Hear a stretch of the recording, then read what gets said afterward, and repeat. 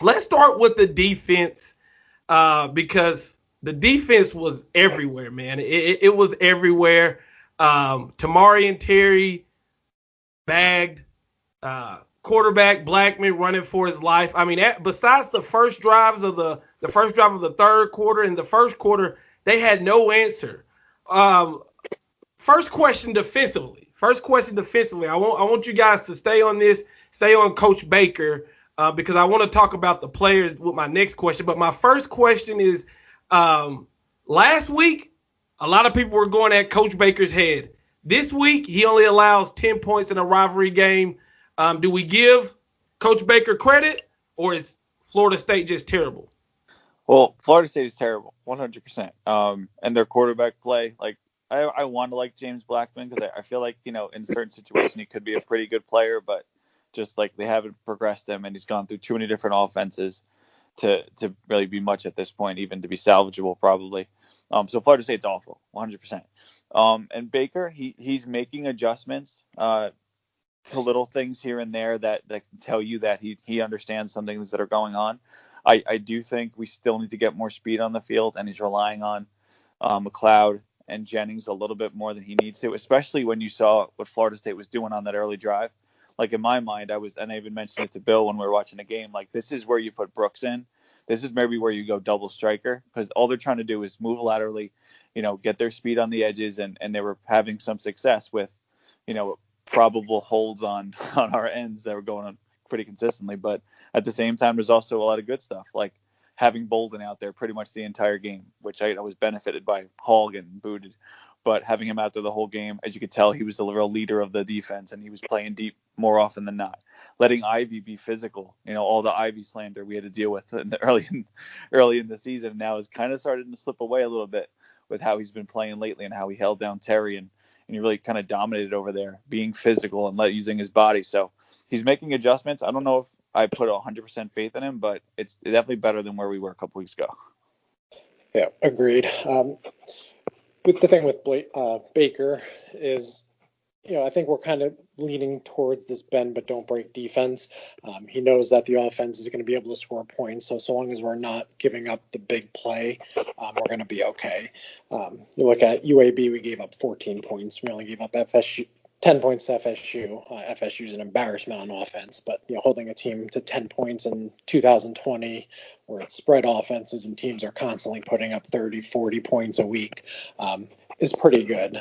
Yes, we gave up 30 plus to Louisville, but we held them to 6 at half. They got a couple late touchdowns in garbage time, but this defense hasn't given up that many points. Yes, they've given up yards, and that's okay to an extent. But my thing with Baker is he needs to make sure that the best players are on the field and he's putting them in a position to succeed. That first drive that FSU had, our alignments were off. We could even tell before the ball was being snapped that that there was holes in the defense, that it could they had a numbers advantage on screens or in the run game, whatever it may be. But he's making adjustments. We haven't been bad on defense yet. So I think, going forward, Clemson's going to be a big test for him. If he can hold them to under 30, we're going to be looking pretty good. Guys, now this is a question. I think I don't know what the answer is going to be, what the reply is going to be, but who is Miami's best player on defense? I look at the candidates. We can go with J.J. Phillips, who's been a beast every game, getting quarterback pressures. I know Bubba Bolden. I mean, wow. Look at this man's stat line. I mean, he had sacks, tip ball, interception. The tip ended up being an interception.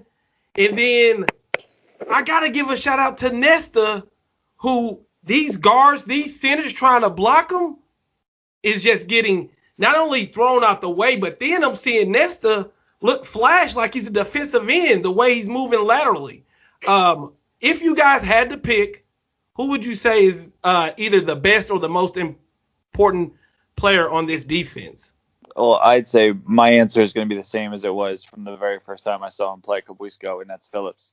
I think he's just that natural talent at defensive end. And, people are like, oh, maybe this, and some people are talking, maybe this is the game he breaks out. Maybe this is the game he gets this and gets that. I'm like, but the way he plays the game, he may not get 4 or 5 sacks, but you have to put so much attention to him on the edge that it lets a lot of the interior guys, like it opens up space for Nesta. You always have to chip it or put a chipper over there to help with blocking him. And we saw the play, how smart it was in that reverse that he dominated in the first drive of the game. So like he does a lot of little things that make you just say like, oh, this guy is going to be a great pro down the line. I think he's our best player, and I think he's probably our most important player. But obviously there's a lot of guys that are playing really outstanding on that defense, but Phillips is my guy 100%. My guy is Bubba Bolden. He's special out there. He makes plays not only in the passing game, as we saw with the deflection leading to an interception. He also got an interception later on in the game. But he's a force in the run game and in open space. He rarely misses tackles, but he's everywhere, and it looks like our defense is always on another level when he's on the field. In Manny Diaz's defense, safeties are extremely important. Not to say that any other position is less important, but there's a emphasis on the safety position because they're asked to do so much. And he's been answering the call week in and week out.